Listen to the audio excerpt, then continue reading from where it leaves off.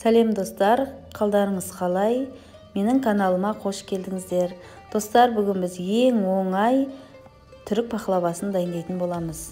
Ол үшін мен жұмыртқаны алып, оған тұз, сұйық май және сүт қосып, барлығын жақсылап араластырып, електен өткізілген ұнды қосып, жұмсақ қамыр илейтін боламыз. Достар, видеоның соңына дейін қараңыздар. Менің каналыма тіркеліп, лайк басып, пікір жазуды ұмытпаңыздар. Егер де менің каналыма тіркелсеңіздер, қоңыраушаны басуды ұмытпаңыздар. Қоңыраушаны басатын болсаңыздар, менің каналымда жаңа рецепттер сіздерге көрініп тұрады. Бұл пахлаваны әрбір адам дайындай берсе болады. Дайындалуы өте оңай болып келеді.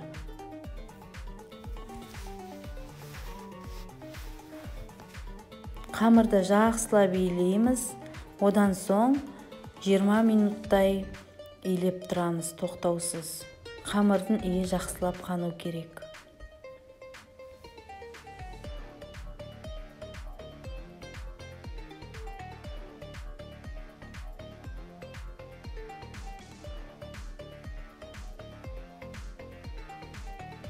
Мінекей осылай қамырды тоқтаусыз 10-15-20 минутқа дейін илеңіздер. Қамырдың иі қанып, тынған сайын өте жақсы болады. Одан соң 1 сағатқа холодильникке қоятын боламыз. Мінекей біздің жұмсақ қамырымыз дайын болды. Енді оны 3 бөлікке бөліп, жұқалап жаямыз.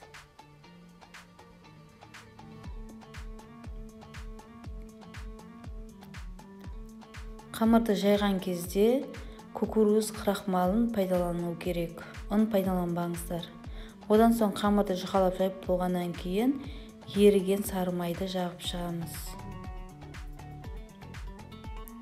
Одан соң грек жаңғағы мен қантты араластырып себелейміз.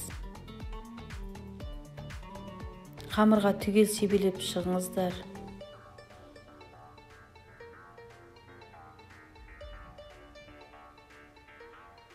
Грек жаңғағын блендермен езіп алсаңыздар болады. Қолмен де ұнтақтауға болады. Мінекей барлығын толық жайбағаннан кейін рулет секілді ораймыз.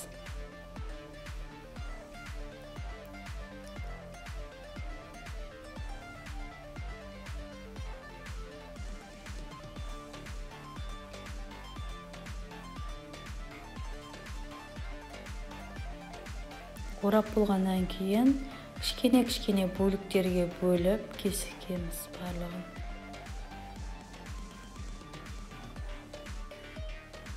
Мінекей біз барлық пахлаваны дайындап болдық. Енді оған еріген сары майды құямыз. Одан соң пешке 35-40 минутқа қойыңыздар.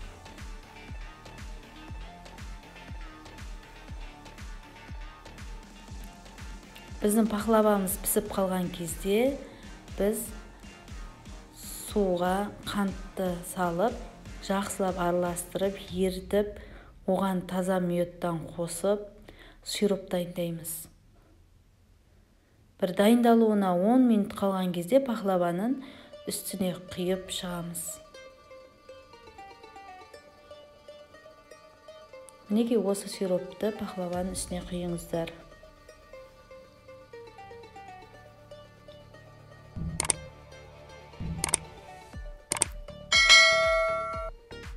Мінекей достар, біздің пахлавамыз дайын болды. Сіздер де дайындаңыздар.